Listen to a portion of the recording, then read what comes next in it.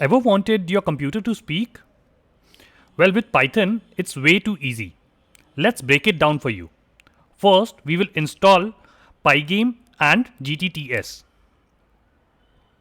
Once it's installed, we will import these libraries, and then we will use the GTTS for text to speech conversion, whereas Pygame for audio playback. Next, we will define the text we want the computer to speak. Now comes the fun part. We initialize the Pygame to read the audio which we have saved using the GTTS. Once this audio file is loaded, finally we are ready and your computer is ready to speak whatever we have defined. Wanna see it? Let's have a look.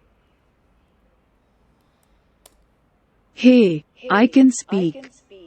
Wow, isn't it amazing?